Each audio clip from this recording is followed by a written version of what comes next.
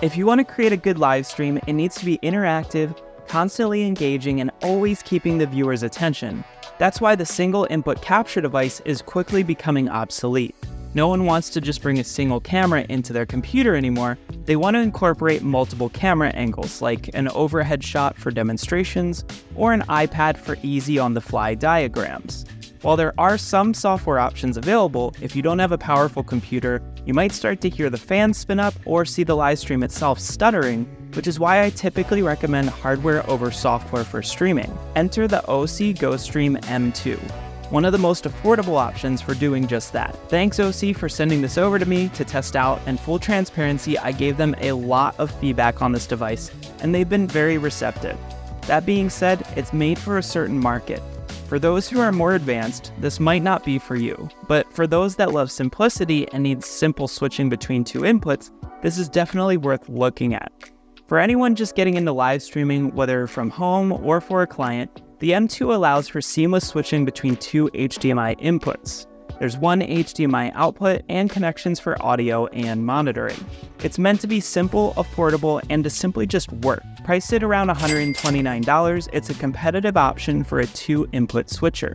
I've seen a few comments on the channel from people shocked at the sticker price of cameras and other streaming gear in the past, so I'm making this video specifically for people like you who need a simple device that only does a few actions but still takes your work to the next level. Here's what's in the box. The Osee GoStream M2 comes with a USB-C cable for power and webcam connection to your computer, an HDMI cable, and a molded carrying case. On the back of the device, you'll find two HDMI inputs, one HDMI output, and a USB-C port that handles power and the camera feeds. The front of the device has mic, line, and headphone audio ports, all using standard 3.5mm jacks. Both HDMI inputs support 4K video signals up to 60 frames per second and comply with the HDMI 2.0 standard. The USB-C connection is a USB 3.0 UVC output. In layman's terms, your computer sees whatever video feed this device receives as a webcam input. After contacting Osee, I confirmed that the outputs for both HDMI and USB are 1080p 60, with the device scaling the inputs accordingly. Most platforms don't stream in 4K yet, so this isn't a major drawback, but if you typically stream in 24 or 30 frames, it might be weird seeing your footage scaled to a different and higher frame rate. Perhaps they can provide an update in the future where this can be adjusted or even just auto sets based on the inputs. I'll demonstrate how to use this device in just a moment, so stick with me, but first, here are some key points to consider. Number one, there's no menu system.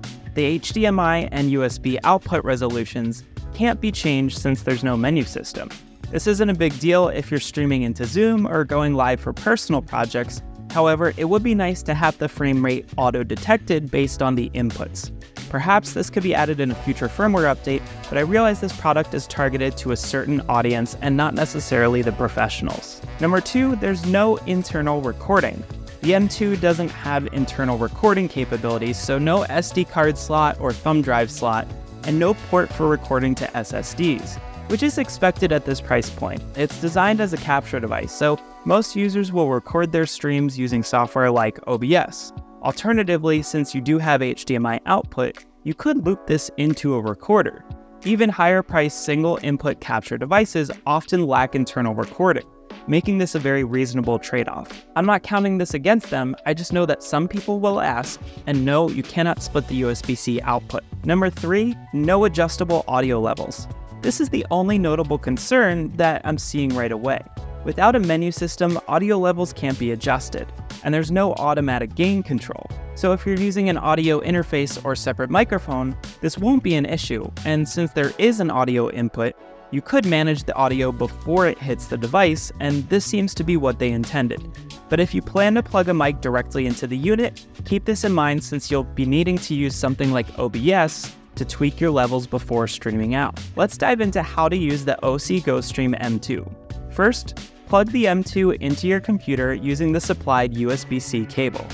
Connect your cameras to HDMI inputs 1 and 2. You can switch between them by pressing the 1 or 2 buttons on the device.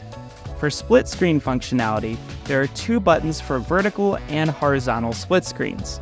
You can adjust the size of each screen using the size up or down buttons. This feature is great for side-by-side comparisons or dual camera angles during a live demonstration. The picture-in-picture mode offers even more versatility. There are 4 picture-in-picture buttons that allow you to place one camera feed in any of the 4 corners of the screen. Again, you can adjust the size of the inset camera using the size buttons. This is perfect for having a main camera on while the second camera shows a close-up of what you're working on. There are 2 primary use cases for the M2. For beginner streamers wanting to use multiple cameras, plug the M2 into your computer, connect your cameras, and switch between them using the device's buttons. The center button allows for automatic switching between inputs. For switching between a camera feed and a presentation, connect your iPad or a second computer to the M2 and you're ready to switch between the devices easily. The iPad will need an HDMI adapter cable. For advanced users, the M2 can serve as a secondary capture device for hybrid live streams where you need to return a video feed into a Zoom to a virtual guest with mix-minus audio being injected. I also like that since this has 2 camera inputs, you could take your program feed, which is your live stream, into input 1, and then you could additionally split an audience shot into input 2. So you can switch between showing your virtual guests what is live versus what is happening in the room. I'll link to that video where I talk about my mix-minus setup somewhere up here in the corner. The M2 offers 2 split screen options, vertical and horizontal, and they're adjustable in size using the size up or down buttons. 4 picture-in-picture buttons let you place one camera in each corner of the screen, and they're also adjustable in size. Overall, the Osee GoStream M2 offers excellent value for its price. It's compact and designed for straightforward tasks, making it ideal for its specific market. While it lacks advanced features, you can easily supplement it with software like OBS, which is free and highly capable.